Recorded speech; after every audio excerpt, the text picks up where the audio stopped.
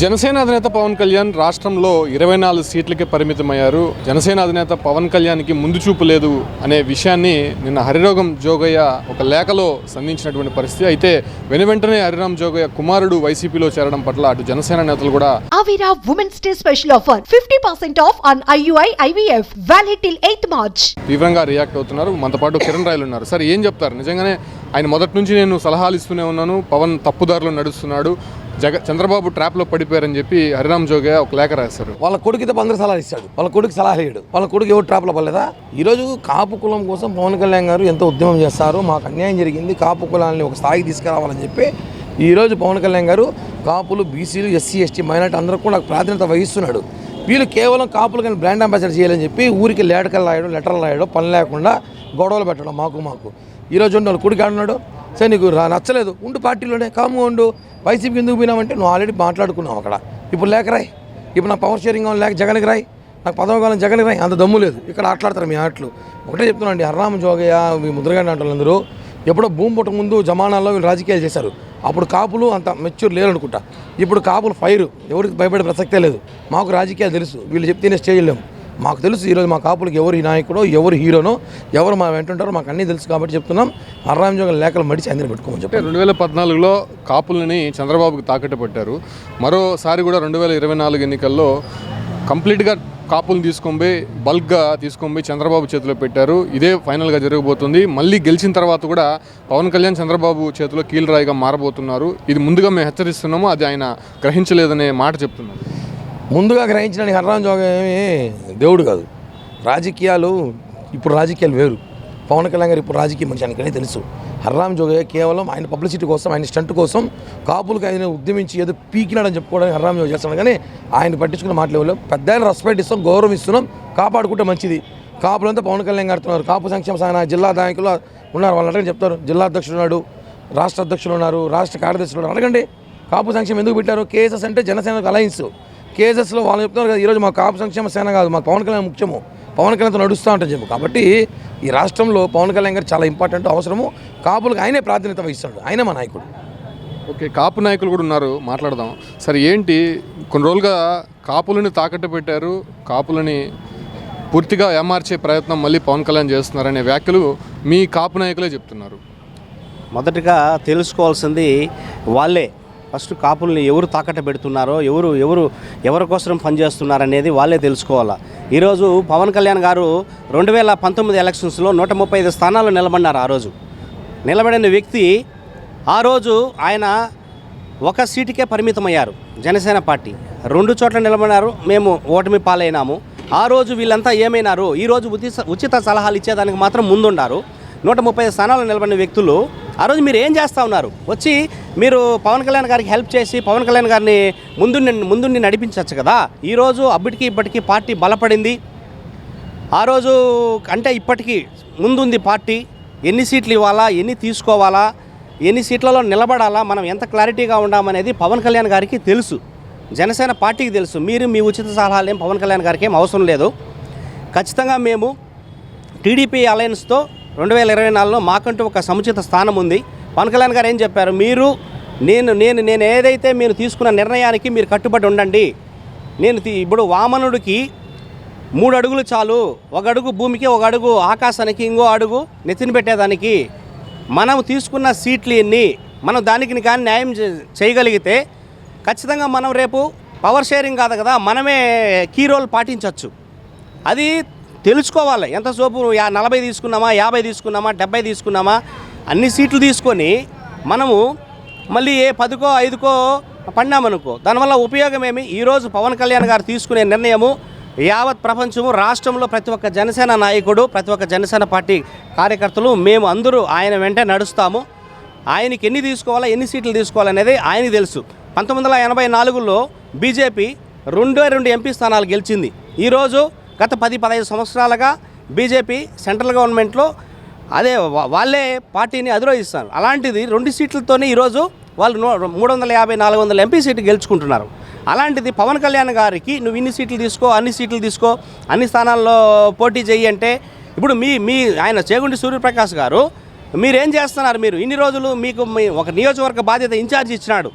ఏది ఆచంట నియోజకవర్గం ఇంకా గ్రామ స్థాయిలో బలపడలేదు, మండల స్థాయిలో బలపడలేదు, బూత్ స్థాయి నాయకులు లేరంటే మీకు నియోజకవర్గ స్థాయి బాధ్యత ఇచ్చినాడు 5 సంవత్సరాలుగా.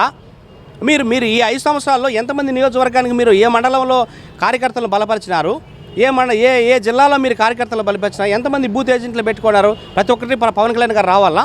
ఖచ్చితంగా మీరు మీ పద్ధతి మార్చుకోండి, మేమంతా పవన్ కళ్యాణ్ గారి వెంటే ఉన్నాము. 10 సంవత్సరాలుగా పార్టీ స్థాపించారు, చాలా కష్టాలు పడ్డారు, వివిధ పార్టీలతో పొత్తులు పెట్టుకున్నారు. ఇంకా కూడా కేవలం 24 సీట్లకే పరిమితం అవడము, అది కూడా కాపులని కొంత టార్గెట్ చేస్తూ మిగతా వాళ్ళు మాట్లాడినప్పుడు కూడా కనీసం పవన్ కళ్యాణ్ దాని గురించి స్పందించకపోవడం పట్ల తీవ్రంగా కొంతమంది నిజంగా కాపులే పార్టీలో ఉండే వాళ్ళే వ్యతిరేకత ఉందని చెప్పి సమాచారం. నిజమే అంటారు అది?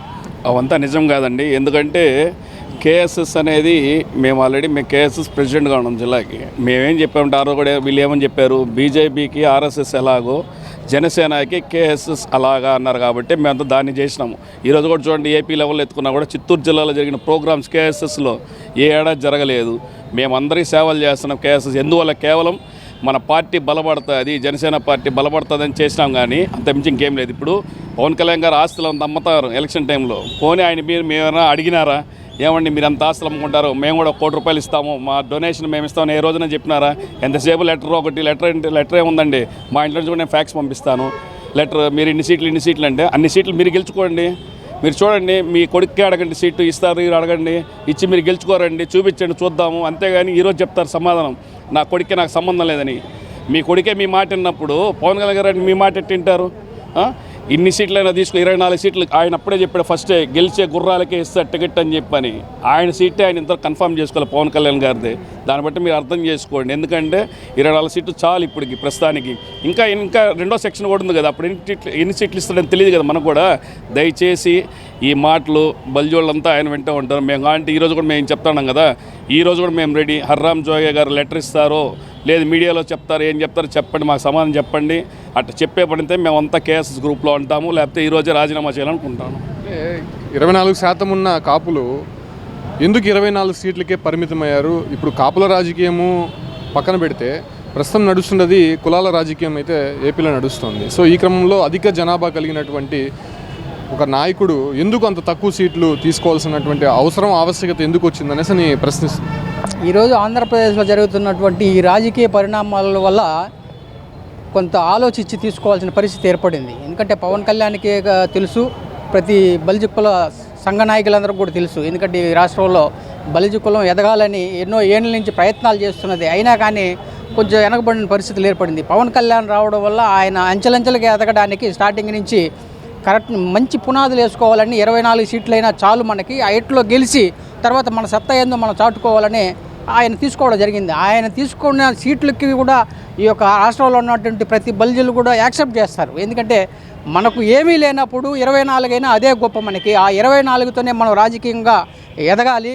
దాని తగినట్టుగా తెలుగుదేశం జనసేన ఖచ్చితంగా ఈ ఆంధ్రప్రదేశ్ రాష్ట్రంలో గెలవడానికి అవకాశాలు ఉన్నాయి. కాబట్టి గెలిచిన తర్వాత కూడా ముఖ్య పాత్ర పవన్ కళ్యాణే పోషిస్తారు పార్టీలు. ఎందుకంటే చంద్రబాబు నాయుడు ఉన్నా కానీ ఆయన 15 సంవత్సరాలు పరిపాలించారు కాబట్టి ఆయన కూడా కొంచెం తొలగి పవన్ కళ్యాణ్ గారికి కూడా సలహా ఇచ్చి ఇద్దరు కలిసి చేద్దాం, ఇద్దరు షేర్ చేసుకుందాం అనే దీంతోనే చేస్తున్నారు. కానీ ఇద్దరు చేసినా కానీ పవన్ కళ్యాణ్ ఏం చెప్తే అది ఈయనే దీంట్లో చంద్రబాబు నాయుడు 100% ఏకీభవిస్తాడు. అదేవిధంగా ఈ హరిరామ జోగయ్య రేపు ఎల్లుండి చచ్చిపోయేవాడు సంఘం పెట్టాడు కాబట్టి వాడు సావడం గ్యారంటీ. వాడు ఉండంగానే వాడు కొడుకుల్ని మంచి పొజిషన్లో చూడాలనే దీంతో ఈ యొక్క సంఘాన్ని పెట్టి ఈ సంఘం బూచిగా చూపించి పార్టీలో చేరడం జరిగింది తప్ప ఈయన లీడర్ అయినంత మాత్రాన కులం మొత్తం ఈయన వెనకంటూ ఉంటుందనేది 100% నమ్మకం కాదు. జనాలందరికీ కూడా తెలుసు. కాపు సంక్షేమ సేనలో ఎంతమంది ఉన్నా వాళ్ళు 100% పూర్తిగా పవన్ కళ్యాణ్ వెంటున్నారు. ఈ హరిరామ జాగయ్య వెంటనే ఆ యొక్క సంఘాన్ని క్లోజ్ చేసుకుంటే మంచిది, లేకపోతే వాడికి తగిన బుద్ధి చెప్పడానికంతా మేమంతా సిద్ధంగా ఉన్నామని తెలియజేస్తాం. నిజంగా ఏపీలో ఆ కాపు నేతలకి కాపు ప్రజలకి కీలకంగా ఉన్నటువంటి హరిరామ్ జోగయ్య, ముద్రగడ పద్మనాభము, వంగవీటి రాధాకి సంబంధించినటువంటి వాళ్ళు, అంటే వీళ్ళంతా అటు పవన్ కళ్యాణ్ వైపే ఉన్నట్టు ఉండి ప్రస్తుతం అధికార పార్టీ వైపు వెళ్తున్నటువంటి సందర్భంగా కాపు సంక్షేమ సేన నేతలంతా కూడా ఒకటే హెచ్చరిస్తున్నారు. పవన్ కళ్యాణ్ వెంట మీరు ఎందుకు నడిచారో, వైసీపీ ప్యాకేజ్ కోసమే మీరు పవన్ వెంట నడిచారు, కావాలనే విమర్శలు చేస్తున్నారు. ఖచ్చితంగా రాబోయేది పవన్ కళ్యాణ్ కీలక పాత్ర అయితే ప్రభుత్వంలో పోషించబోతున్నారు. ఆ తర్వాత మేమేంటో చూపిస్తామని చెప్పి కూడా ఇక్కడ ఉన్నటువంటి కాపు సంక్షేమ నేతలు హరిరామ జోగికి సవాల్ విసురు.